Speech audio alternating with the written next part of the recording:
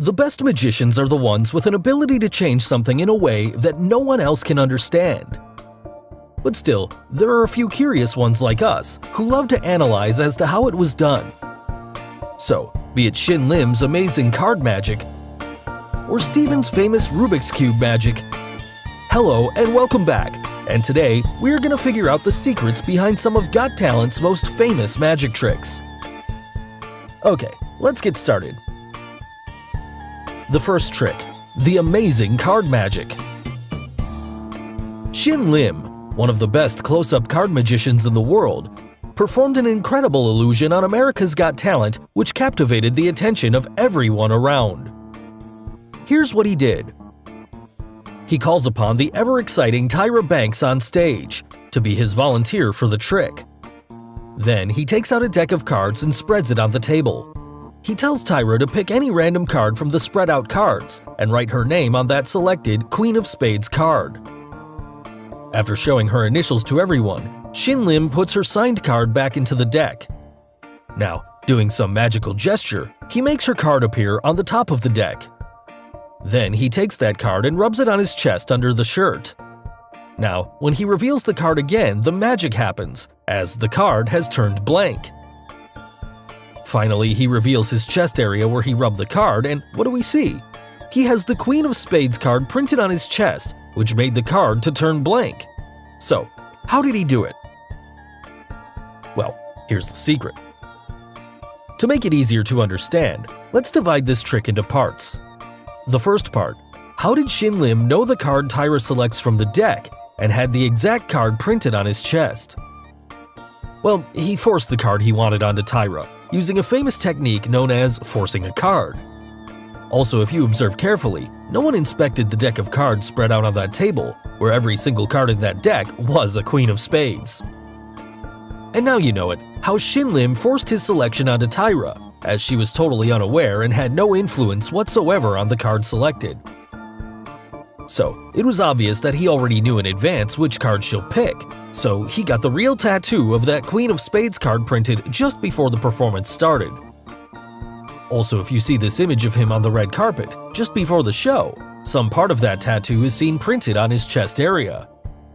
Now, some of you would only imagine why Tyra's name is missing from that printed tattoo? Well, we'll leave this part for the comments section. Moving on to the next part. After he puts the signed card back into the middle of the deck, how did he make that card to magically appear at the top of the deck? Well, the deck you see is another deck, and Shin Lim, during this moment, exchanged the deck for this part of the trick. But from where did he bring the other deck? The table comes in picture here, and it has a hidden shelf on its side, inside which the gimmick deck was hidden, which he secretly switched when the camera moved away from him. Also, the black tablecloth concealed the view of the secret shelf. Now, once he switches the deck, the card you see at the top of the deck is a gimmick card. It is one single card which has a flap at the end of it to make it seem like a real deck when viewed from the front.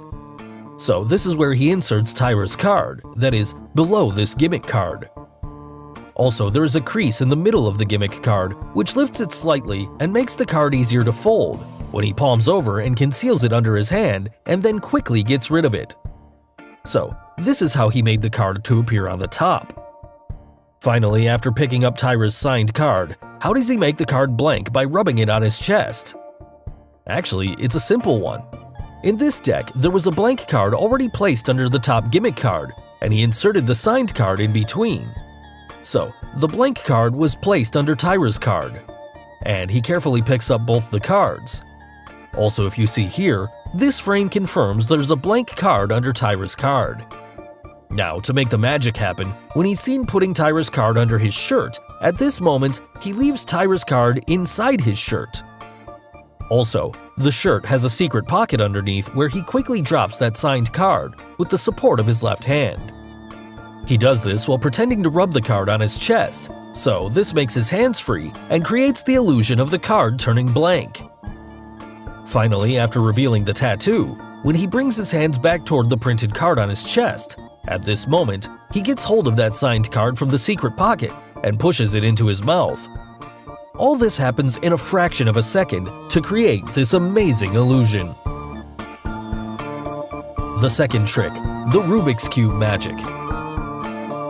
Stephen Brundage, one of the best Rubik's Cube magicians in the world, performed a trick on America's Got Talent which puzzled everyone around. Here's what he did. He brings 2 bags and goes to the judges' table to start performing the trick. From the first bag, he takes out a solved Rubik's Cube, randomly mixes up all its 6 sides, and puts it back into the bag. A few seconds later, when he takes the cube back out with his right hand, it was now a solved cube, and then crushes the bag to confirm that there was no other cube present inside. Thereafter, he takes out another solved cube from the second bag, randomly mixes it up, and also lets Simon to mix it up at any random times before putting it back into the bag. Now, similar to the previous one, the cube was solved when he takes it out from the bag. And then comes the main part of the trick. He takes out Simon's randomized cube from the bag and tells him to cover it up on all 6 sides. Finally, he mixes up the solved Rubik's Cube, which he took out from the bag, and turns it to match Simon's randomized cube on all 6 sides. So, how did he do that? Well, before revealing the secret, if you haven't subscribed to our channel yet, make sure to subscribe and hit the bell icon so that you get instant notifications of our new video uploads. Now, let's quickly get to the secret. The trick consists of 2 parts, the one involving the first bag and then the second bag. If you observe closely, after taking out the solved cube from the first bag, he rotates it 6 or 7 times before putting it back in the bag. Well, there's no illusion for this part. However, when he takes out the cube again, he indeed solved the cube one-handed in a few seconds. And Stephen, being a professional Rubik's Cube solver, he remembered those 6 to 7 moves and had practiced it many times to solve it in a few seconds using only his right hand. Now, for the second part, here the trick involves misdirection along with the skills. When he takes Simon's mixed up cube, here, if we pause the frame, just remember this side of the cube. Remember the 4 adjacent yellows. Now he puts Simon's cube into the bag and takes out a solved cube, and then the randomized unsolved cube and hands it over to Simon. Also at the end, when he matched up both cubes, none of its 6 sides matched with the cube Simon had mixed up. Yes, the one with the 4 adjacent yellows. So it's obvious, before he put Simon's cube inside the bag already had 2 cubes, the one in a solved state and another, the unsolved cube, prepared as per what Stephen wanted. Finally, he knew the moves, so he mixes up the solved cube in a very quick time, and indeed, the 2 cubes match to perfection. So now we know it. Simon's mixed up cube, after he puts it inside the bag, he secretly puts it on the floor in a move of misdirection during this moment. Also, if you see his fingers partially crushing the bag, it confirms that there were cubes already present inside. So finally, the last and a very famous trick on our list, the disappearing spheres trick. Josephine Lee, one of the best female magicians, performed an amazing disappearing act on Britain's Got Talent, which wowed everyone present. Here's what she did. She begins the trick by taking out a levitating sphere covered under a wire cloth and reveals the sphere. Thereafter, she levitates the sphere in air and does some amazing levitation tricks with that sphere. To make it even more special, she even uses a hula hoop ring and passes it around that sphere to convince everyone that there's nothing in between. Then she levitates the sphere to an even greater height and magically drops it in the box placed on stage. The sphere is now in the center of the box. Thereafter, she takes out a white cloth, spreads out the cloth, and what do we see? The sphere disappears and is now underneath the cloth, which magically floats in air, resembling a ghost. Similarly, she levitates another cloth in air with a sphere hidden underneath. After opening the door, the sphere again appears, but this time around, after levitating the cloth in air, she goes inside the box and closes the door. Finally, the box opens, the levitation stops, and she ends the trick with a unique disappearing illusion that saw her apparently teleport through the box onto the stage. So, how did she do it? Well, this trick has 2 key scenarios. First, the mysterious levitating spheres, and second, the teleportation part. Now, for the first part, everything that floated in this act were supported by invisible strings and were already attached to each side of the spheres before she enters the stage.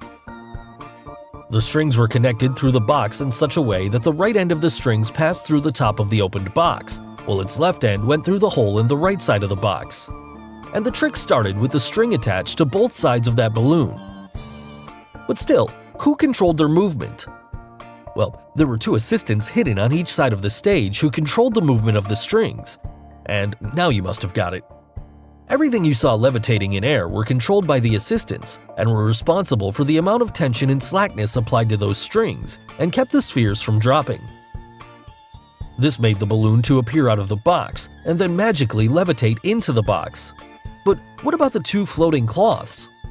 Well, they too are pre-attached to the strings on both sides, and also, underneath each cloth is a semi-spherical shaped device attached, which expands and releases. That's the reason why it resembled a levitating sphere when in air, and once she appeared, the cloth drops on the floor, which created the illusion as if the sphere disappeared. Now, regarding the hula hoop, she was able to rotate the hula hoop around the sphere up and down without affecting the string on the left and right side of the sphere. But what about the disappearing spheres inside the box? Well, to understand this, we need to look at the next part of the trick, the teleportation part. Now, the box placed at the end of the stage has a built-in mechanism with a secret hidden compartment at its base. Also, inside this compartment is Josephine's look-alike assistant who was hidden all this while. Yes, she was the one who made the spheres to appear and disappear by placing and hiding it inside the compartment. Also, at the end, when Josephine spreads out the curtain, here, she quickly gets inside the curtain while her look-alike assistant was the one who goes inside the box, which made the act look convincing to the viewers. Finally, Josephine reveals herself to end this amazing illusion. So guys, hope you got the secrets behind Got Talent's most famous magic tricks. Which trick did you like the most? The amazing card trick, the Rubik's Cube magic, or the disappearing spheres trick? And name any other magic trick you would like us to reveal. Let us know in the comments below. Do like and share this video with your friends on social media. For more such amazing things, don't forget to subscribe to our channel. And finally, thanks for watching.